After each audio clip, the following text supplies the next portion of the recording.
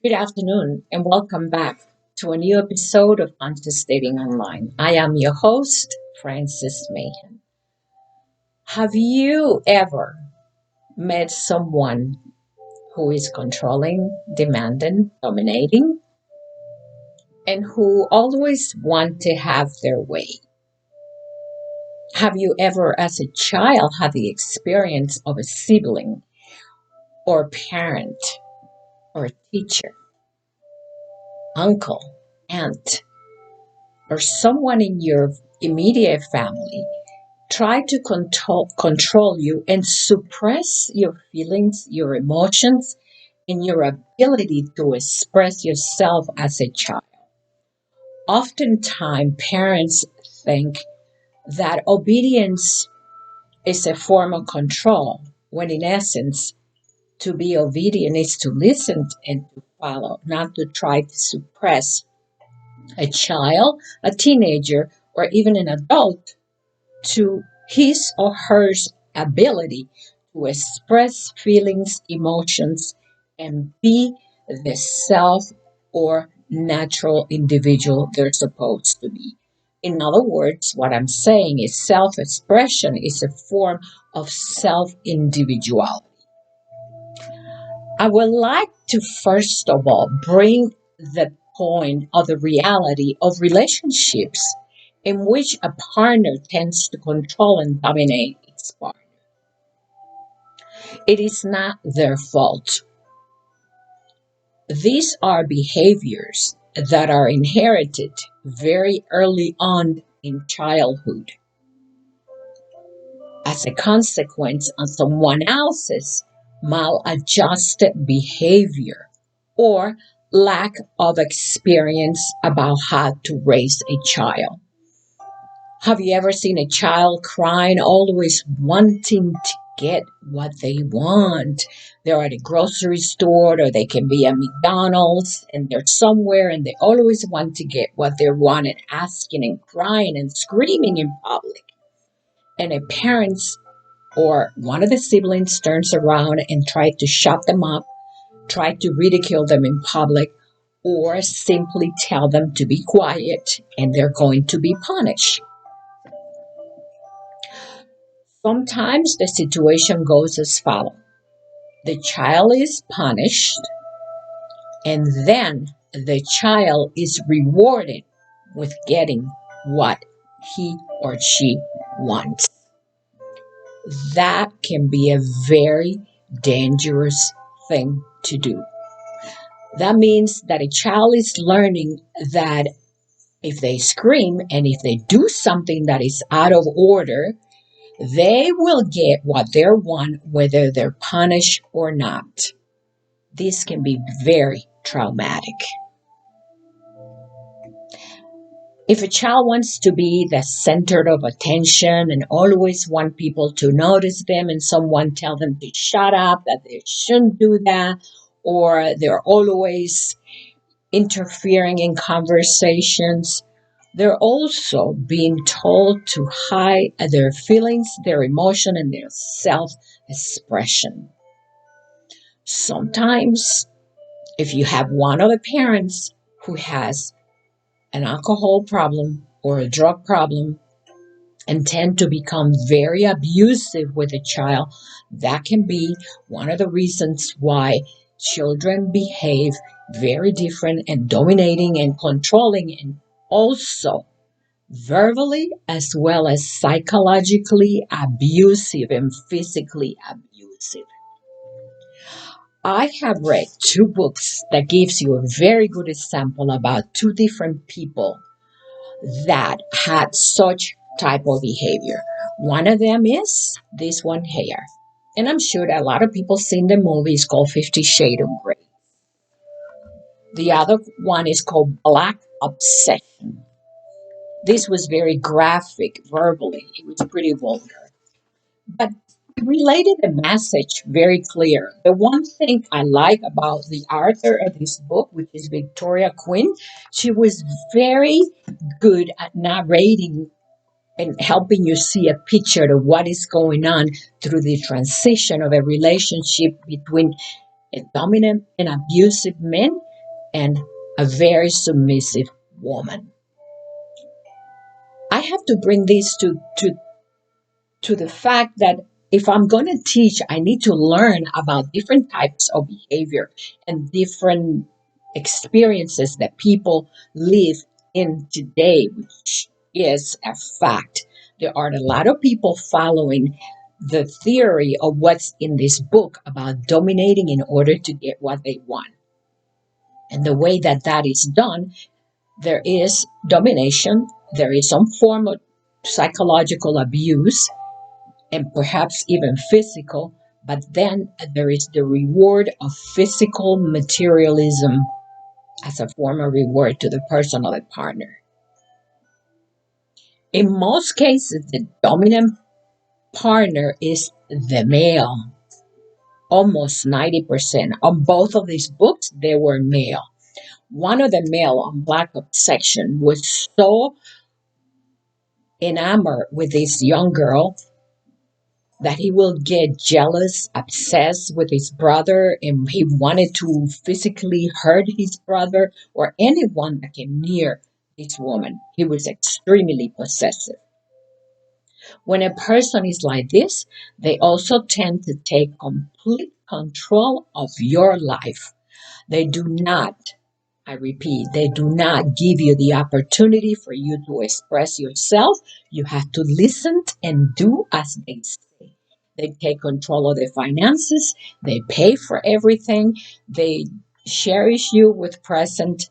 They're very given, but there is an unfortunate reward to pay for that, which is a psychological and traumatic experience that is very difficult in the end to get rid of. When you, as an individual, have been traumatized by someone that physically abuses you, or psychologically abuses you, or verbally, it is very demeaning to the self worth of an individual.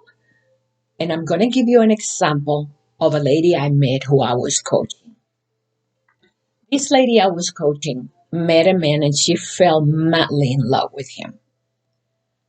They got married almost in 1 year after meeting. When she met him, she changed her life. He became her partner. They bought a house. They had cars. They lived together. They were elder. They didn't need to have children. Both of them were over 40. And they began a relationship. A year later, he began to show her his true colors.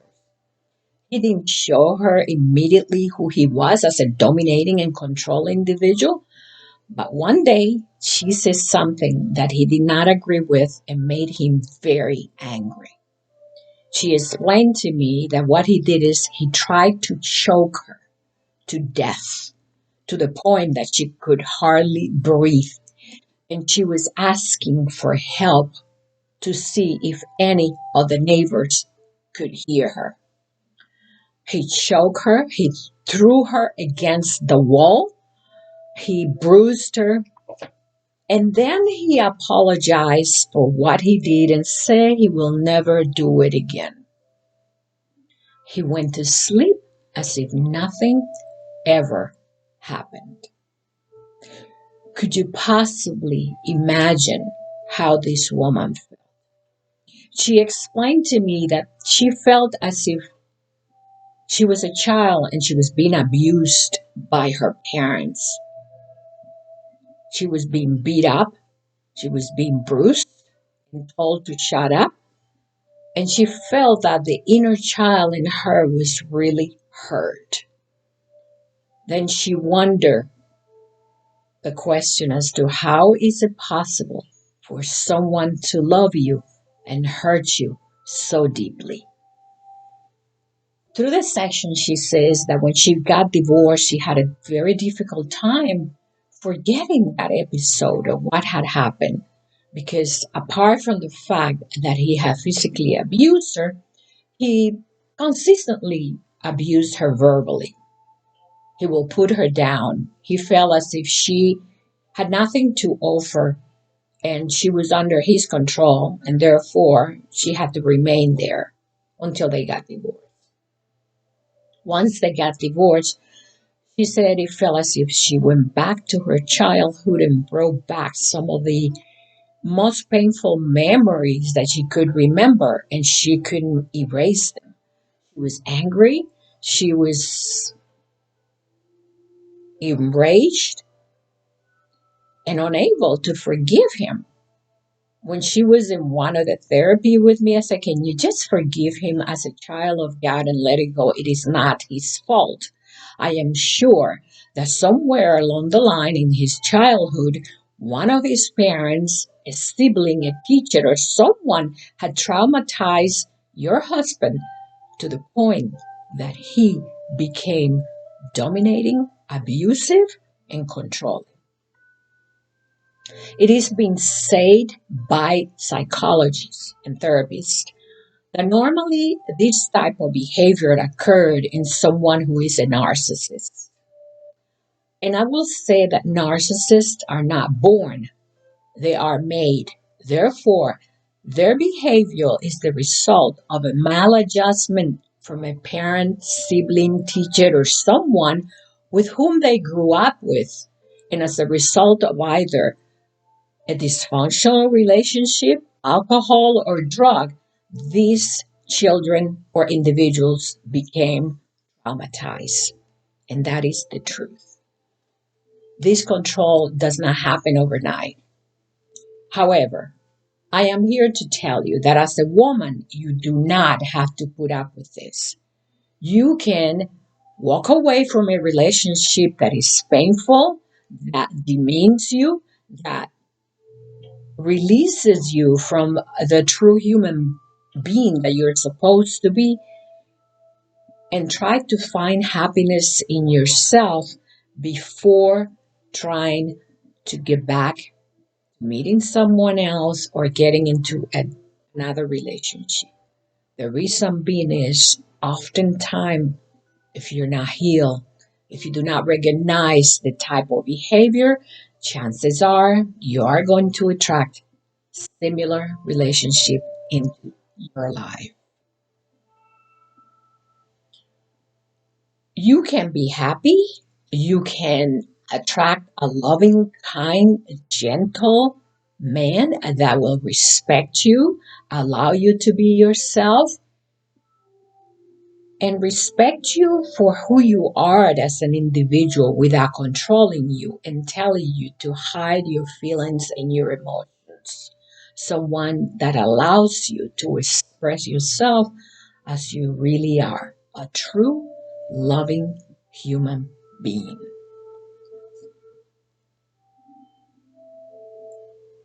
I have to say that sometimes when we meet a partner or a stranger and we don't see the signs, it's not always easy to notice what's behind the scene.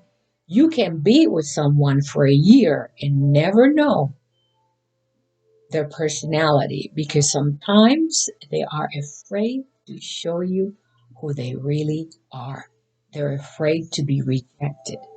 These people do not take rejection very easy. Until they have complete control of you emotionally as a woman, they will not let you know who they are. I have often heard some of my friends say that a lot of American men who are abusive will tend to want to go with Chinese girls because they're submissive, they listen, they're obedient, and they don't argue with them. However, they're very, very abusive.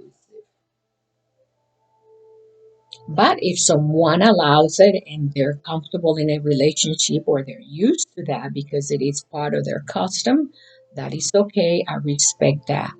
But as a human being that understand your self-worth, that understand that you are a child of God, a human being, and a person with rights to express yourself, you don't have to put up with this. Control, domination, and traumatic experiences can be detrimental to you in the end because it will take very long for you to release the psychological trauma that you have experienced as a result of being in a dominating and control relationship. Thank you for listening to my video once again. It's been a pleasure. This is Francis Mahan from Conscious Dating Online. Have a wonderful day. Love and light. Until we see each other again.